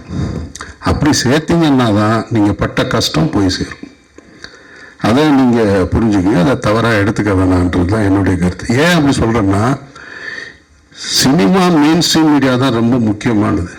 நீங்கள் எந்த வழியை சொல்வதாக இருந்தாலும், சமீபத்திய உதாரணங்களை நீங்கள் இப்போ சொல்லிக்கிட்டு இருந்தீங்க, வாழை சொன்னீங்க. வாழை மெயின் ஸ்ட்ரீம் சினிமாவுக்கு பக்கத்தில் இருக்குது, அதுதான் அதனுடைய வெற்றி. அதில் நீங்கள் புரிஞ்சுக்கணும். ஆனால் பக்கத்தில் இருக்கக்கூடிய கொட்டுக்காளின்ற திரைப்படம் அது ஃபெஸ்டிவல் சினிமா, அதை நல்லா புரிஞ்சுக்கணும். அது மெயின் ஸ்ட்ரீம் சினிமா கிடையாது. அதுக்காக அது நல்ல படம் இல்லைன்னு அர்த்தம் இல்லை. அது ஃபெஸ்டிவல் மூடுக்காக தயாரிக்கப்பட்ட ஒரு படம். அப்போ ஃபெஸ்டிவல் மூடுக்காக தயாரிக்கப்பட்ட ஒரு திரைப்படத்தை, பல சர்வதேச விருதுகளை பெற்ற ஒரு திரைப்படத்தை இங்கே கொண்டு நீங்கள் சக மெயின்ஸ்ட்ரீம் மீடியாவோட போட்டி போட வைப்பது என்பதே அது ஒரு வன்முறை தான். அது எனக்கு ஏற்புடையதல்ல. அப்படி ஒரு படத்தை கொண்டு போட்டி போட வைக்கவே கூடாது. அது தேவையற்ற வேலை. சர்வதேச விருது வாங்கின ஒரு திரைப்படம், பாராட்டுக்களை பெற்ற ஒரு இயக்குனரை இங்கே ஒரு 150 ரூபா கொடுத்துட்டு வெளியில் வரும்போது ஒருத்தர், இப்போ யூடியூப் நிறைய வந்துருச்சு இல்லையா, யூடியூப் வந்துட்ட காரணத்தினால என்ன பண்ணுறாங்கன்னா, நாங்கள் படமும் எடுத்து வச்சுருக்காங்க, நம்ம அதை பார்க்குறோம். 2 நாளாக நான் பார்த்துட்ருக்கேன். அந்த டைரக்டரை பார்த்தா நான் வெட்டுவேன், அடிப்பேன் அப்படின்லாம் சொல்கிறேன். அவருக்கு யார் அந்த உரிமை கொடுத்தது? வெட்டுவேன் அடிப்பேன்னு சொல்கிறதுக்கான உரிமை யார் கொடுத்தா? படம் நல்லா இல்லைன்னு சொல்கிற, அது ஓகே, நீ காசு கொடுத்து பார்த்ததுனால அது கூட உனக்கு அந்த உரிமை இல்லைன்னா அது கூட கிடையாது. அப்போ தேவையற்ற முறையில் என்னை பொறுத்த மட்டும் நான் கொட்டுக்காளி திரைப்படத்தை நான் எடுத்திருந்தேன், தயாரிச்சிருந்தேன் அப்படின்னா நான் தியேட்டருக்கே கொண்டு வந்திருக்க மாட்டேன். அதை வணிக நோக்கத்தில் கொண்டு திணிக்க வேண்டிய அவசியம் இல்லைன்னு நான் நினைக்கிறேன். அது அவசியமற்றது. அது சர்வதேச திரைப்பட விருதுகளை பெற்றிருக்கு. அந்த கண்ணியத்தை அப்படியே கொடுத்துருக்கணும். அதனுடைய தயாரிப்பாளர் ஒரு பிரபல நடிகராக இருக்கிறாரு, அவர் நிச்சயமாக அவருடைய இன்ஃப்ளூயன்ஸை வச்சு அவர் ஓடிடி தளத்துக்கு வித்திருந்திருக்கலாம். அதோட போட்ட முதலீடை எடுத்துட்டு பிரச்சனையை முடிச்சிருந்தா தேவைப்படுறவங்க அந்த படத்தை போய் ஓடிடியில் பார்த்துருப்பாங்க. இப்போ நீ கொண்டு போய் 1000 ரூபா பணத்தை கொடுத்துட்டு குடும்பத்தோட போய் எனக்கு பாட்டு இல்லை, ஓப்பனிங் சீன் இல்லை, மியூசிக் இல்லை, இன்டர்வல் பிளாக் சரியா இல்லை, எண்டு ப்ராப்பராக இல்லைன்னு சொல்ல வேண்டிய அவசியம் எங்கே ஏற்படுது? நான் பாக்கெட்லேருந்து காசு எடுத்து கொடுக்கும்போது வருது. அப்போ அது தேவையற்றது. அப்போ மெயின் ஸ்ட்ரீம் சினிமாவுக்கு என்ன சொல்லணும், ஃபெஸ்டிவலுக்கு என்ன சொல்லணுன்றது நம்ம தெரிஞ்சு வச்சுக்கணும். அதை விட்டுவிட்டு நான் ஃபெஸ்டிவலுக்கு எடுத்த 3 படத்தை எடுத்துட்டு நாளைக்கு கெவியா கூட இருக்கலாம், இதே படத்தை கொண்டு வந்து நீங்கள் மெயின் ஸ்ட்ரீமில் கொண்டு வந்து வச்சுட்டு என்ன ஆடியன்ஸ் பார்க்க மாட்டேன்றாங்க அப்படின்னு சொல்லக்கூடாது. அது ஏற்புடையது கிடையாது. அந்த வகையில் ஏன்னா அதுதான் சமீபத்திய உதாரணமாக தான் நான் அதை வச்சு தான் இந்த கெவியே சொல்கிறேன். அந்த மாதிரி உங்களுடைய திரைப்படத்தையும் அதுபோல் மக்களுக்கு கொண்டு போய் சேர்க்கக்கூடிய திரைப்படமாக ஆக்கித்தர வேண்டிய பொறுப்பு உங்களுக்கு இருக்குது. அப்புறம் இங்கே நிறைய இருக்குது. இந்த மாதிரி சாலை வசதி இல்லாமல் இந்தியா ஏசியன் கேம்ஸ் நடத்துறது, அப்புறமா இன்னும் அடுத்து ஒலிம்பிக் கூட கேட்டிருக்காங்களாம். இவங்க ஒலிம்பிக்கு கேட்டிருக்கதா சொல்கிறாங்க. ஆனால் வெளிநாட்டு அதிபர்கள் வரும்போது குடிசை பூரா பச்சை போட்டு மறைப்பாங்க, நெட்டு போட்டு மறைச்சிக்கிட்டு இருப்பாங்க. ஆனால் இவங்க ஒலிம்பிக் கேட்டு ஆசியன் கேம்ஸ் நடத்துறதுக்கு கிராமங்களை உருவாக்கணும். அப்போ அதுக்கு ஒரு கிராமங்களே உருவாக்குறாங்க. ஒரு விளையாட்டுக்கு ஒரு கிராமங்களை உருவாக்குகிற ஒரு நாடு உண்மையான கிராமத்திற்கு சாலை வசதி ஏற்படுத்தி தர வேண்டும் என்பது மிக மிக அவசியமானது. அதை நம்ம கேட்க வேண்டிய பொறுப்பு நமக்கு இருக்கு. அதை இந்த திரைப்படத்தின் மூலமாக நீங்க கேட்டதான் நான் உணர்றேன். நான் அப்புறம் இந்த படத்தின் தயாரிப்பாளர் இங்கே ஒன்று சொல்லும்போது சொன்னாரு, என்னை எதுக்கு நடிகை கூப்பிட்டாங்கன்னு தெரிலன்னு. அவர் இயக்குனர் ரொம்ப புத்திசாலித்தனமான வேலையை தான் செஞ்சுருக்காரு. நான் நம்புகிறேன். நான் எனக்கு தெரியும் இந்த மாதிரியான திரைப்படங்களை எடுக்கும்போது ஒரு ஆர்வத்தில் எடுத்துருவாங்க. அப்புறம் ரிலீஸ் டைமில் வரும்பொழுதே போப்பா ஒன்றும் பிஸ்னஸ் இல்லை, அது இல்லை. அப்புறம் நீங்கள் சொன்னீங்க வியாபாரத்துக்கு உண்டான முகங்கள்னு. அப்படிலாம் முகமாக இல்லைங்க. எந்த முகம் அடித்தாலும் வியாபாரம் இல்லை. அது வேற பிரச்சனை. அவர் தெளிவாக தேர்ந்தெடுத்திருக்காரு. சரி, குறைந்தபட்சம் ஒரு கதாபாத்திரமா போட்டோம்னா தேட்டர் வரைக்கும் நம்ம கூட நிற்பாரு. அது ஒரு சாதுரியம் தான். அது தப்புன்னு சொல்ல முடியாது. அது ஒரு புத்தி சாதுரியம் தான். அது அதை சரியாக செய்யும் பொழுது அவரும் பயனடைகிறாரு, நீங்களும் பயனடைகிறீங்க. ஸோ அதனால எல்லாமே சரியான நிகழ்வாகத்தான் நடந்திருக்கிறதா நம்ம பார்க்குறோம். மற்றபடி உங்களுடைய உழைப்பு, நீங்கள் கண்ணீர் சிந்த வேண்டிய அவசியம் இல்லைன்னு நான் நினைக்கிறேன். நான் ரொம்ப மெனக்கெட்டிருக்கீங்க. ஒரு டீம் கஷ்டப்பட்டு வேலை செஞ்சுருக்கீங்க. உங்களுடைய கஷ்டம் எல்லாமே மைக்கில் பேசுறதுனால எதுவும் சரியாயிடாது.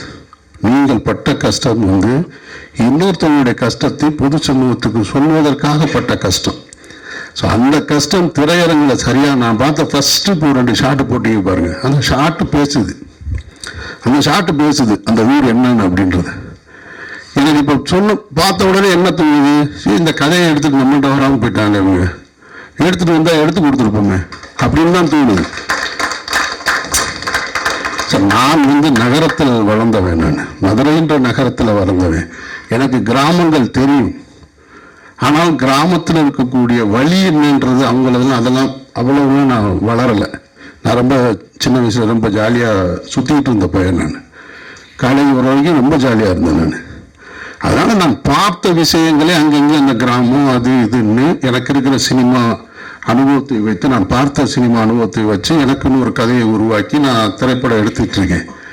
இது நான் பார்க்கல. இப்போ இந்த ஃபர்ஸ்ட் ஷாட் பார்த்த உடனே ஆகா நம்ம பண்ணியிருக்கலாம் இந்த படம் அப்படின்னு தோணுச்சு.